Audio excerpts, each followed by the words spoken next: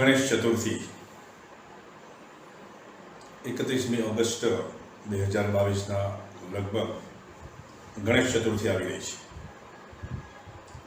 Vital tour જાગરણ મનુષ્ય નિર્માણ કોન્સેપ્ટની અંદર આપનું હાર્દિક સ્વાગત છે. શ્રી ભાઈશ્રીના પ્રણામ. ગણેશ ચતુર્થી ઘણા બધા લોકોને મેસેજ આવ્યા અને પૂછ્યું કે ભાઈશ્રી આ ગણેશ ચતુર્થી શું છે, તો થોડી ચર્ચા કરશું. દર વર્ષે ભાદરવાના શુક્લ પક્ષની અંદર ચોથ આવે છે ત્યારે ગણેશ ચતુર્થી આવે છે અને એ બધાને યાદ છે. અને ઘરે ઘર, શેરીએ શેરીએ, મહોલ્લે મહોલ્લે ગણપતિની મૂર્તિઓ અને એને પૂજાપાઠના પંડા લાગે છે અને લોકો એની ભક્તિભાવથી પૂજા કરે છે.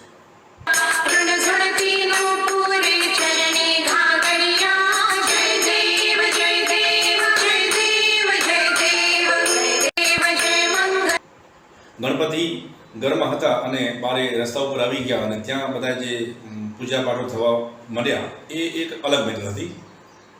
એક જે તે સમયની ડિમાન્ડ હતી.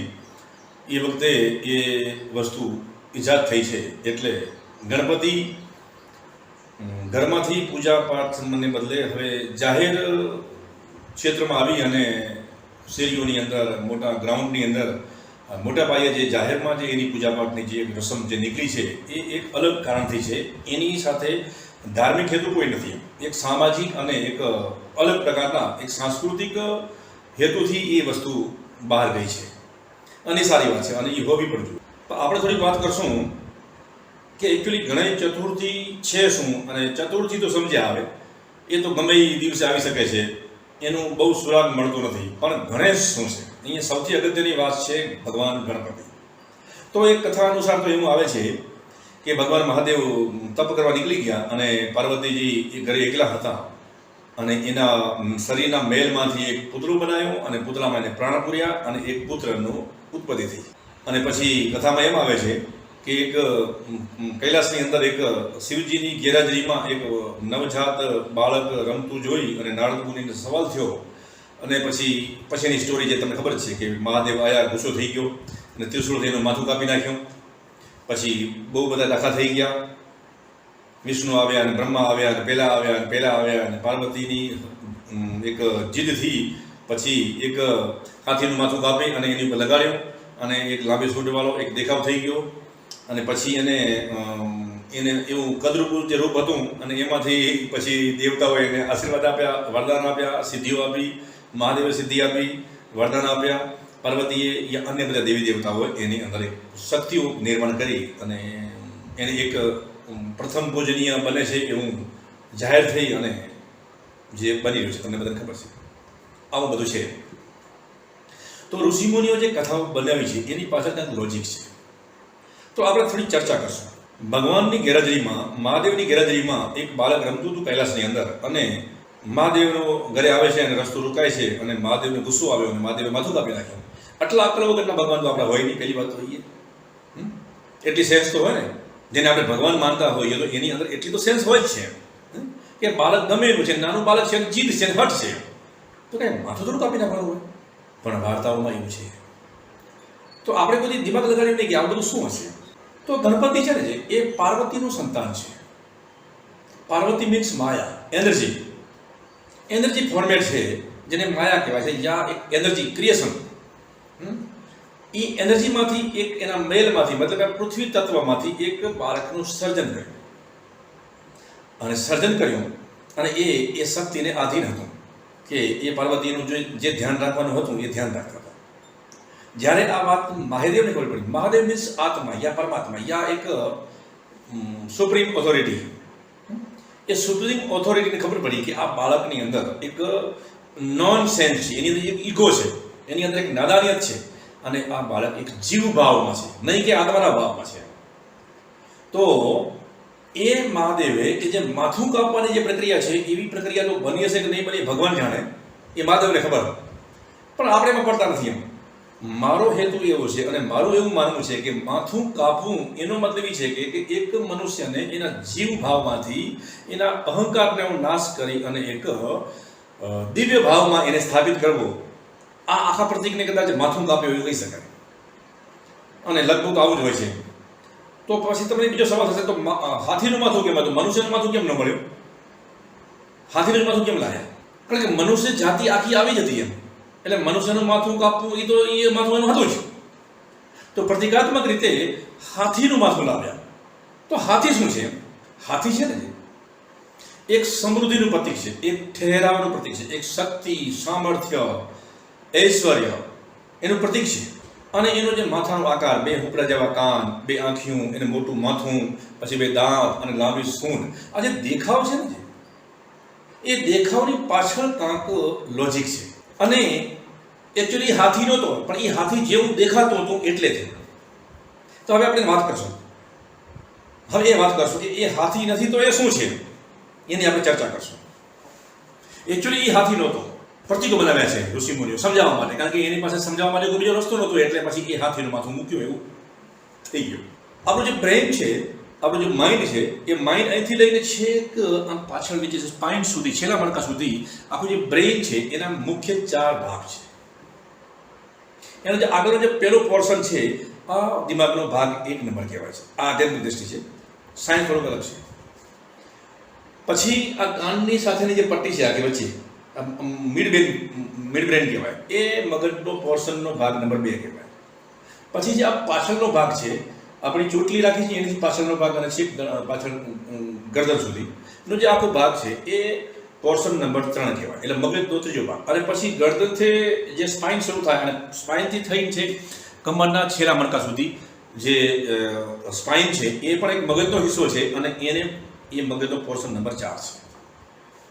હવે જ્યારે મનુષ્યની અંદર પાછળથી, એટલે આપણી બેક સાઈડથી જ્યારે આપણે સીટી સ્કેન કરવામાં આવે, યા એવું કેવું ફોટો કરવામાં આવે, યા સીટી સ્કેનમાં એવી રીતે, તો રીતસર હાથી ઊભો હોય અને એની લાંબી સૂંઢ હોય એવો જ એ ચિત્ર બને છે. અને એને સાયન્ટિફિક નામ આપે છે સેરેબેલિયમ. આ પાછળનો જે ભાગ છે એ સેરેબેલિયમ છે, એક મગજનો પાછળનો ભાગ છે, જેને આપણે નાનું મગજ કાંઈ અલગ અલગ નામોથી ઓળખીએ છીએ. હવે એ ત્યાં કને પ્રતિકાત્મક છે. એ શું છે એને સમજશું જરા. એ સેરેબેલિયમ છે ને, જે એનો દેખાવ રીતસર આપણે ચિત્રમાં દેખાય છે એવી રીતે તમે જોઈ લેશો કે રીતસર એક હાથીનું મોઢું હોય, 2 સૂંઢ હોય, 1 સૂંઢ હોય, 2 દાંત હોય, એવું જ કંઈક દેખાય છે. તો એ છે શું? તો એ મગજનો પોર્શન નંબર 3 છે. એ 3 નંબરના સાધના દ્વારા આપણી અંદર જે જીવ ભાવ છે, આપણી અંદર જે અજ્ઞાનતા છે, જે આપણી અંદર પશુતા છે, આપણી અંદર જે કાંઈ છે ને, જે એ બધું અને બધું જ છે ને, જે એ આપણી મેમરીમાં રહેલું છે, આપણા સંસ્કારોમાં રહેલું છે. અને જે આપણા સંસ્કારો છે ને, જે એ મગજના પોર્શન નંબર 3માં છે, અને એમાં જ જીવ ભાવ છે અને એમાં જ પશુ ભાવ છે. તો મહાદેવે એ માથું કાપી નાખ્યું એવું કહેવાય છે. એનો મતલબ એ થયો કે મગજના પોર્શન નંબર 3ને એને એક શુદ્ધ કરી નાખ્યો અને એમાંથી પશુ ભાવને કાપ્યો, એટલે માથું કાપી નાખ્યું, એટલે એનો ઈગો જતો રહ્યો. ત્યાં એ જે સેરેબેલિયમને ડેવલપ કર્યો, અહીં વાત છે કે સેરેબેલિયમને ડેવલપ કર્યું એટલે એ હાથીનું માથું, આંખ, એના દાંતો અને એની સૂંઢ જેવો આકાર નિર્માણ થયો. એટલે ગણપતિનો આકાર એવો છે. તો એવો આકાર શા માટે રચ્યો? એ પ્રતીક શું કામ મૂક્યું? કારણ કે આપણા દિમાગમાં ઉતરે કે આપણા બ્રેઇનમાં એક આવું જ કામ છે. એટલે ગણપતિ છે, એ ગણપતિ એકચ્યુઅલી એક એવું પ્રતીક છે કે જે મનુષ્યની અંદર પશુતા નાશ પામેલી છે અને એની અંદર જીવભાવ પણ નાશ પામેલું છે, અને પૃથ્વી પર એક ઐશ્વર્ય પ્રગટ કરે છે. એવું એક પ્રતીક છે જેનું નામ ગણપતિ છે. ગણોના અધિપતિ. ગણ મીન્સ પશુતા, પશુ જેવી ચીજોને ગણ કહેવાય. એમાં ગાય, ભેંસ, બળદિયા, ઘણું બધું, ભૂત પ્રેતો, જે તામસી શક્તિઓ છે એને ગણ કહેવાય છે. એ ગણનો અધિપતિ એટલે કે જેની ઉપર પશુતાનું આધિપત્ય છે, એટલે કંટ્રોલ કરે છે, એવો ગણપતિ છે, ગણોનો પતિ છે. એટલે નેગેટિવિટી, ઈગો, પશુતા અને એક આપણો જીવ ભાવ એને નાશ કરીને મગજના પોર્શન નંબર 3ને ડેવલપ કરીને, સક્રિય કરીને એવી સિદ્ધિઓ મળે છે. તો બીજું કહેવાય છે કે ગણપતિ એક રિદ્ધિ અને સિદ્ધિના દાતા છે. એની 2 પત્નીઓ છે એવું કથાઓમાં છે. હા, તો જ્યારે મગજનો પોર્શન નંબર 3 જ્યારે ડેવલપ થાય છે, ત્યારે ગણપતિનું જે મોઢું છે, એનો જે આકાર છે, એવો જ્યારે પોર્શન આપણો બ્રેઇનમાં, સેરેબેલિયમમાં જ્યારે પ્યોરિફિકેશન થાય છે, ત્યારે આપણી અંદર જાત જાતની સિદ્ધિઓ પ્રગટ થાય છે. આ એક લોજિક છે. અને આવો જ એક કોન્સેપ્ટ છે ઋષિમુનિઓનો, અને આ સત્ય છે.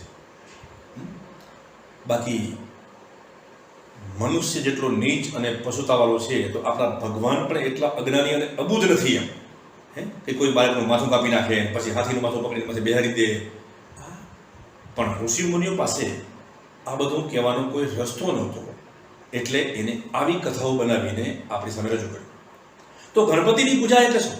તો ગણપતિની પૂજાનો મતલબ એટલો થાય છે કે આપણે આપણા સિસ્ટમમાં રહેલું સેરિબેલિયમ, જે મગજનું નાનું મગજ છે, એને ડેવલપિંગ કરવાનું એક ટૂલ્સ યા પૂજાપાઠ. તો એમાં આપણે લાડવાનો ભોગ ધરાવીએ છીએ. બધી વસ્તુ જે એક ફિઝિકલ ફોર્મેટમાં લાગે, શું છે કે આપણે જીવ ભાવમાં રહેલી છે, આપણી કામનાઓ અને આપણી વાસનાઓ, એને તૃપ્ત કરી એ બધા ગણપતિને ભોગ લાગે છે. પેટ મોટું છે, શું કામ? કારણ કે ખા કરે છે. શું છે? ખા કરે છે. જેટલું ખા કરે છે. શું લાંબી બતાવી? શું કામ? કારણ કે એ બધું આમ સૂક્યા રાખે, જોયા રાખે. ઓબ્ઝર્વેશન. એક કાન મોટા, બધું સાંભળે રાખે, આંખ એકદમ ઝીણું કાંતે છે, ઓબ્ઝર્વેશન કરે છે, ઉપરથી કરે. અને ઉંદર ઉપર સવારી, ઉંદર છે ને કોઈ હમણાં ન રહે, એ કાતર્યા જ રાખે. આપણું મન પણ એવું છે, સતત કાંક ને કાંક. અહીં ઉંદર છે એ આપણા પાસવી મનનું પ્રતીક છે. એની ઉપર ગણપતિની સવારી છે, એટલે મન ઉપરનો કાબુ છે. અને સેરિબેલિયમ મતલબ મગજનો પોર્શન નંબર 3 ને શુદ્ધ કરવાની વાત છે. એ સાધના છે, એ છે ગણપતિની પૂજા.